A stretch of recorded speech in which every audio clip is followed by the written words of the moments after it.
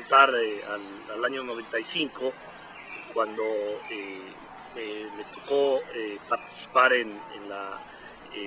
integración de la segunda mesa del diálogo por la paz y la justicia, derivado del levantamiento zapatista del 94, especialmente con relación a la temática política de la agenda, es decir, al tema de la democracia entendida en sentido autonómico. Fue muy interesante presentar en la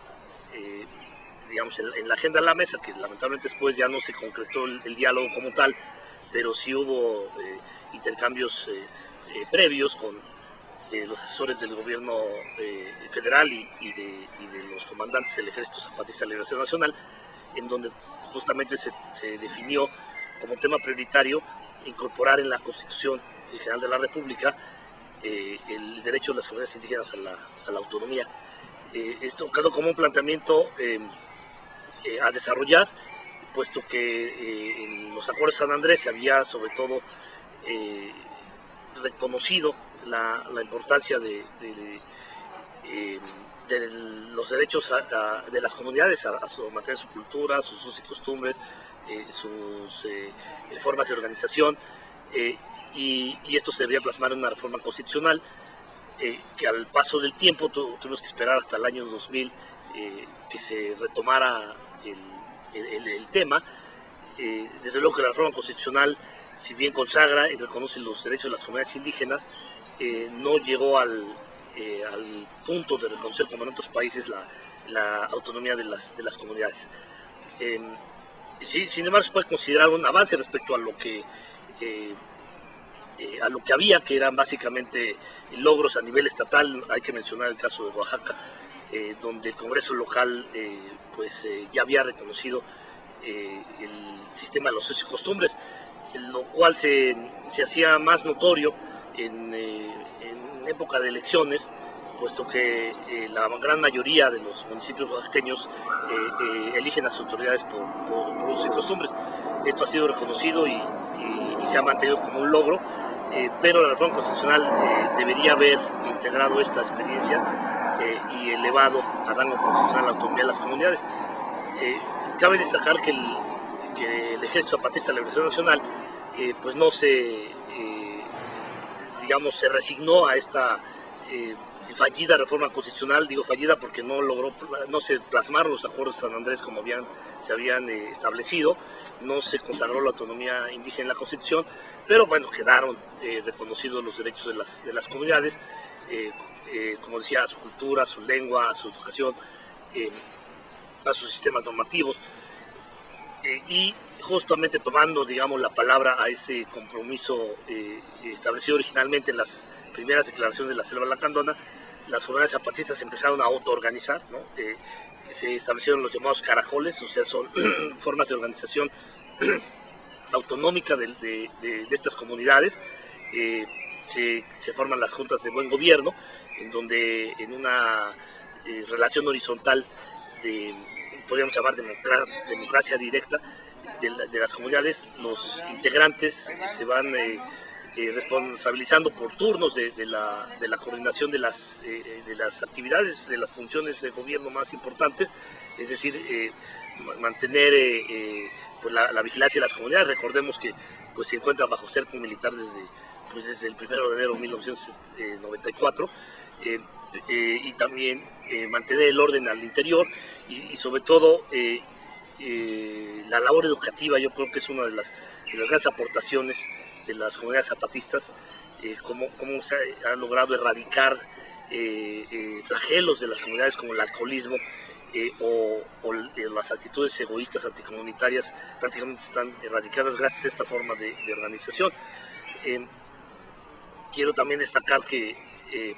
no ha quedado ahí la experiencia zapatista aislada, como quieren presentarlo algunos críticos, que minimizan la experiencia, la enseñanza también. Yo recomendaría mucho la lectura de las obras de Luis Villoro, porque a la luz de la experiencia de las comunidades zapatistas, él ha formulado toda una filosofía de la vida comunitaria, todo un planteamiento de de cómo la política sin una ética basada en el principio de solidaridad de los miembros de una comunidad se vuelve poder corrompible y corruptor, de modo que si se llega a dudar acerca del aporte de las comunidades zapatistas a nivel nacional, bueno, pues le hace esos libros de Luis Villoro que no solamente se leen en México, sino en todo el mundo de habla hispana, y en donde la experiencia zapatista pues ya está elevada, no a rango constitucional como quisiéramos, pero sí a rango de una teoría de la convivencia comunitaria basada en el principio de mandar obedeciendo, de someter lo político a lo ético, y de hacer de la política un verdadero servicio a la comunidad, bajo principios de luego de solidaridad. Relacionado con esto, cabe mencionar la experiencia del pueblo de Cherán, que es pionero en las luchas en la meseta purépecha del estado de Michoacán a favor de la autonomía. Ha sido una larga lucha del pueblo de Cherán. Han vencido múltiples resistencias, dado que no han contado con el apoyo de las autoridades locales, porque era de esperarse, como en Oaxaca, que el Congreso validara este reclamo del pueblo de Cherán de regirse por usos y costumbres. Tuvo que ser por otra vía, digamos por la vía de los hechos, por la valentía del pueblo de Cherán, que decidieron elegir a las autoridades en forma directa, rechazaron la democracia formal, participar en las elecciones locales. La última elección donde ganó Vallejo la gubernatura, Cherán no aceptó que se instalaran urnas en la comunidad, como una muestra de su autonomía, y por la vía aquí cabe señalar, por la vía de un mandato del Tribunal Electoral del Poder Judicial de la Federación, se reconoció la validez de las elecciones de las comunidades, de las elecciones de las autoridades comunitarias en el pueblo de Cherán, en el municipio de Cherán. Llama la atención porque pues no se esperaba que por ahí viniera el reconocimiento. La historia es muy interesante. Cherán decidió hacer sus elecciones y pidió al Instituto Electoral local pues que las organizara, ¿no? Pero va bajo el esquema de usos y costumbres y bajo los nombres y cargos que la tradición de la vida comunitaria en Cherán determinaba. El instituto se negó,